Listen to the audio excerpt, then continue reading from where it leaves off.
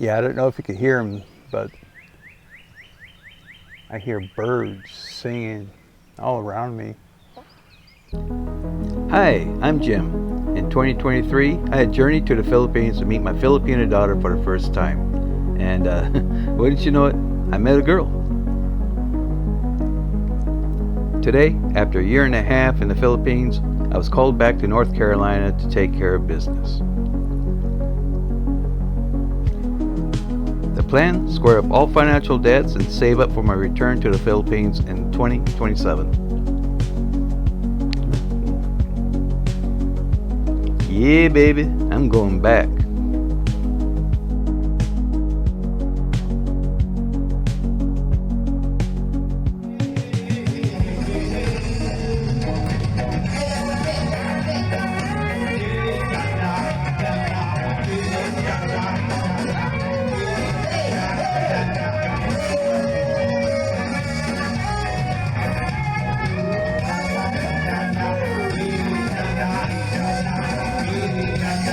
A lot of trees. It's late morning, 10 o'clock, something like that. It is March 2026, and I'm still here in North Carolina, North Kakalaki. Yeah. 1 year from now, I will have my tickets in my hand to go back to the Philippines. God willing, Trump doesn't screw everything up. I don't know, probably fuel prices probably twice as much that it used to be, so it probably cost me a whole lot. There's no telling what this world will be like a year from now. You know? Right now we're in the middle of a war, and that bothers me as far as my plans go, as far as what I need to do. I'm saving up money. I'll be here for a year, and then I'll be flying back to the Philippines, and I hope with everything's going on in the world, that doesn't affect that.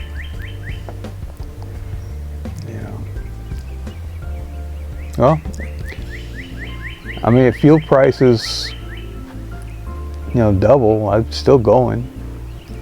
If I have to stay a little bit longer to save more money, I'm still going. But so far, everything's on track. 1 year from now,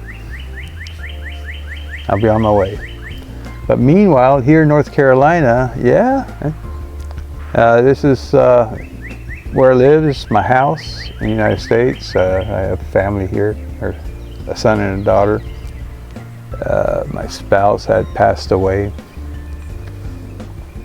and so the kids are, I call them kids, but they're grown, fully grown.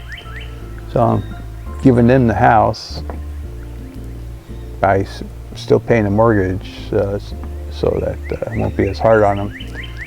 So they just need to do the electricity and upkeep and all that.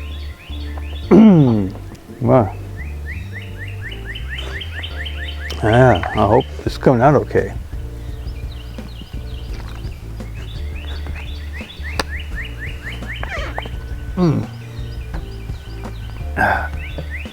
Yeah. I just finished going on a walk. I went back around my neighbor's yard. It's got a big old space area right there. And that one walk, man, wore me down. So I got to get myself back in shape, for sure. So while I'm here in North Carolina, well, I'm just going to do some maintenance, a lot of yard work, some housework. I try to, and keep myself busy. Because a year is a long time, man. So one good thing that happened, I got my Muse back. My Muse, M-U-S-E. That's my I lost my Muse after trauma and stuff a few years ago, and I just couldn't do anything. Now I got it back since I've been back here. But since my left hand is messed up, you know, I don't draw anymore. I used to draw and paint and stuff like that. But I also used to do like movies, and I was in animation and filmmaking and special effects and stuff like that, especially back in the 70s and 80s. Yeah, I was all into that. And so that's what I'm doing right now is I'm getting back into movie making, storytelling, telling stories, using AI as a tool to help me do that. And it's one thing I'm really excited about what I'm doing right now. You know, everybody's like, AI slap, you know, stuff like that. Yeah, and I understand that.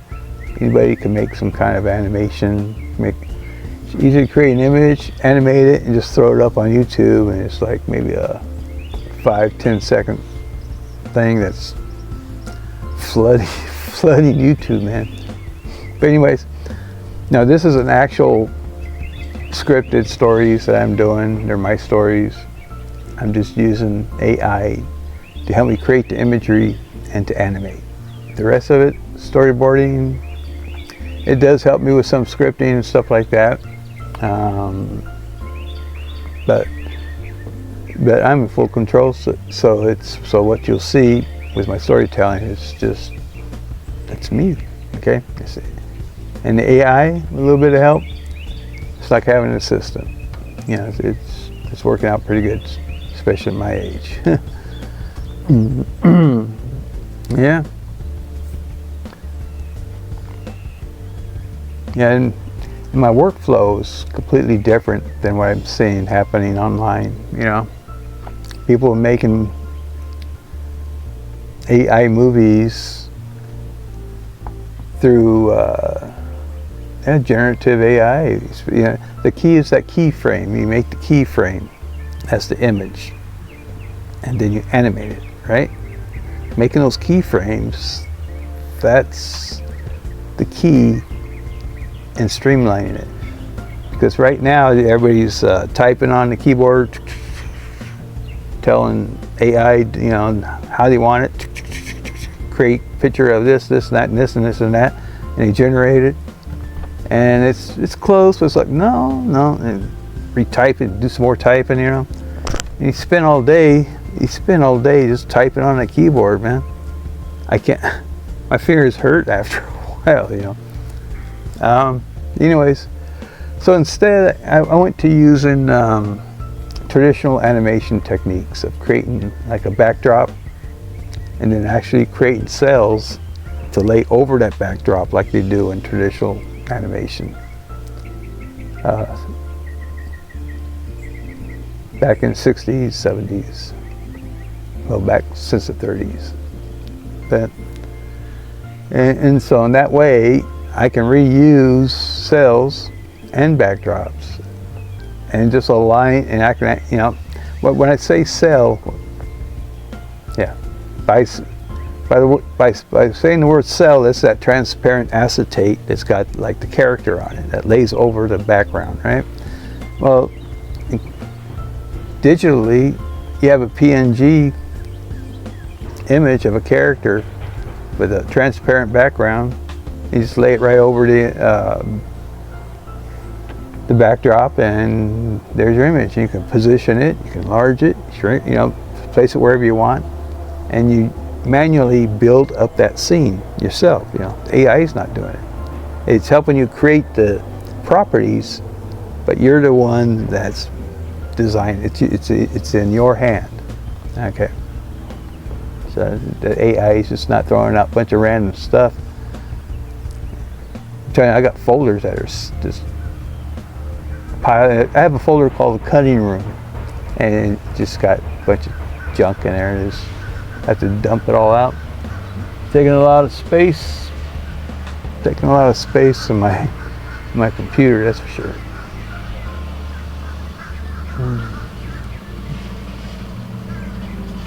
Uh-oh. Cherry pickers here. They're trimming the trees.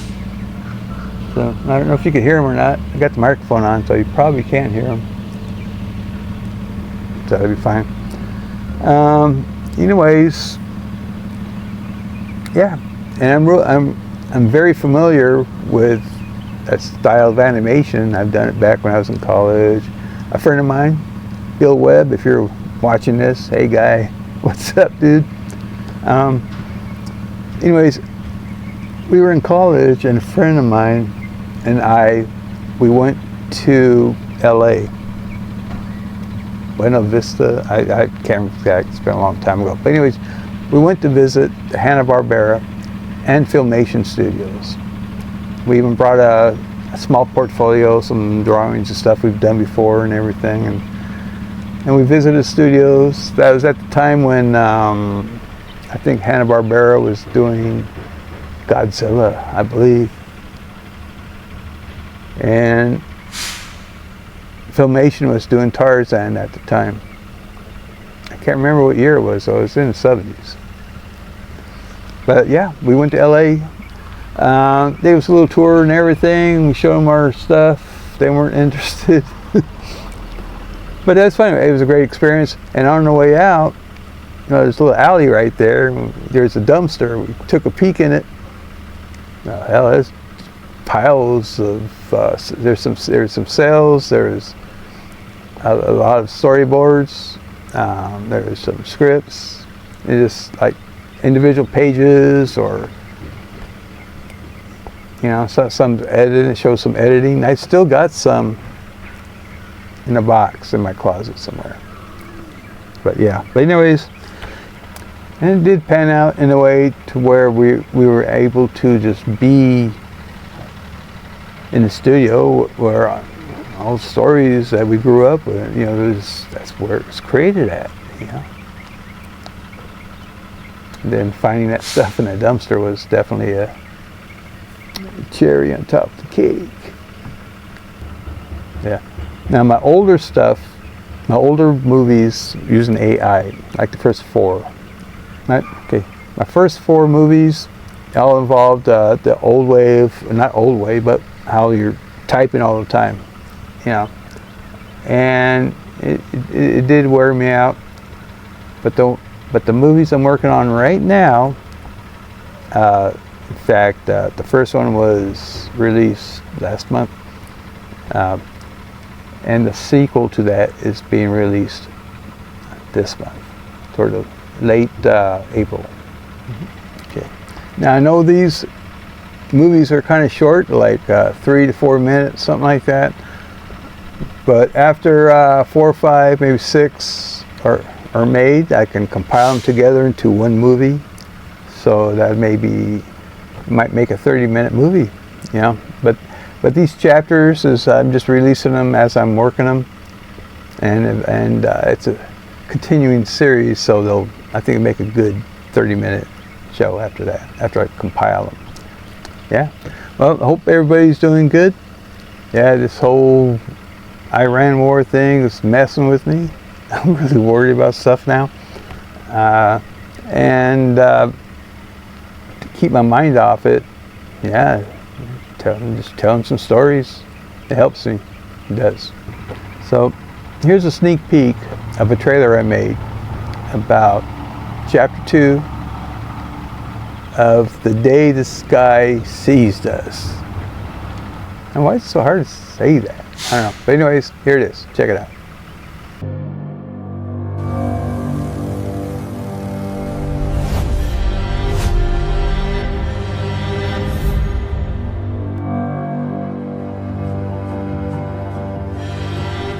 Everyone back in your seats.